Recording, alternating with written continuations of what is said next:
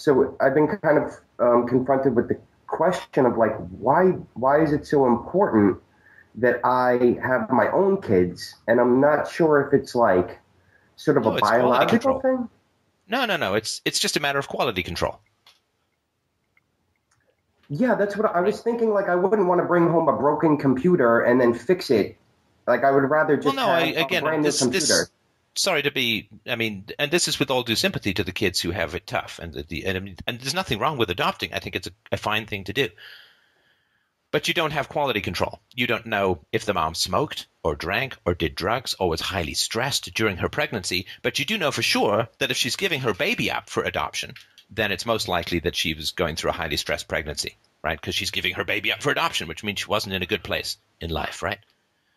Sure. So you simply do not have control over the quality of the prenatal environment. You don't have control over the quality of the first day or two of the kid's life. And you don't really have you don't have control over the quality of the sperm that was used to impregnate the egg, right? Maybe the father's sperm was compromised because he was on drugs, or maybe he was an alcoholic, or maybe his family's prone to cancer. You simply don't have quality control over the creation of the human life. And that doesn't mean that, again, there's nothing wrong with it to adopt and all that. But if you're looking for sort of a sensible reason as to why this is going to be the most important relationship outside of your wife that you're going to have in your life, and you probably wouldn't just pick some random woman and try and have a kid with her because you can't control for quality in terms of getting the right woman. And so when it comes to children, the quality control is very important in the creation of a human being, and that would be my suggestion as to why. I don't think it's selfish at all.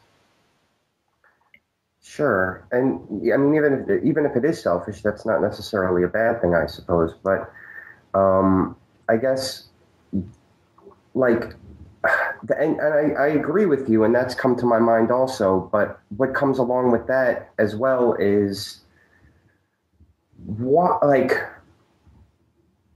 why do I want a specific quality in a child? Like it seems like a sort of like sort of like the parents that are like, I want my child to be the best at like an A student, and I want my child to be like the healthiest kid, and I want my kid to be the happiest kid. And it's like, I don't know. I feel like parenting is, it's not so much about what I want. It's about um, Well, what do you giving. mean it's not about what you would want? I don't understand that. Sure. So it's like I mean, do you want to have a good time as a parent? Do you want to enjoy being a parent? sure. Well, are there certain things that you know are going to enhance your enjoyment of being a parent?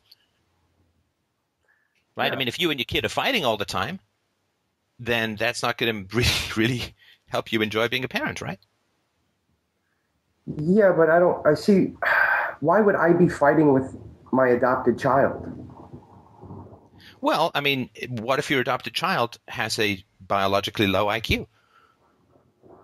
Well, then we Right, work then that. the child is not going to be able to is not going to be as good at deferring gratification. Now, don't get me wrong. I think that IQ has a fairly significant environmental component, but there is a genetic component as well, and some of those genes are actually being quite well identified in terms of how genes affect IQ.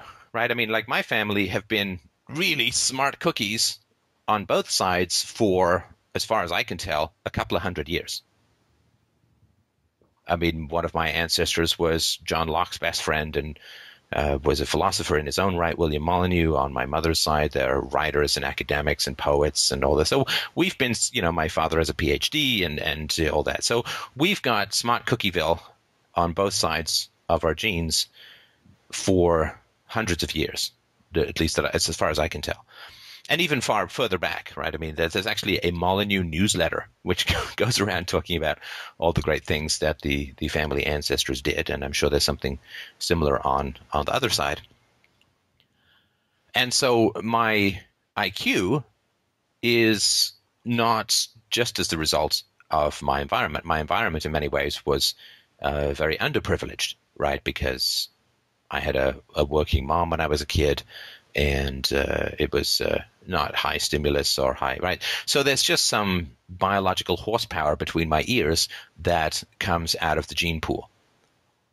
And if you adopt a kid, then you don't know a lot about it, but what you do know is that the parents of the kid decided to have a child or did what was necessary to make a child without being able to keep that child, right?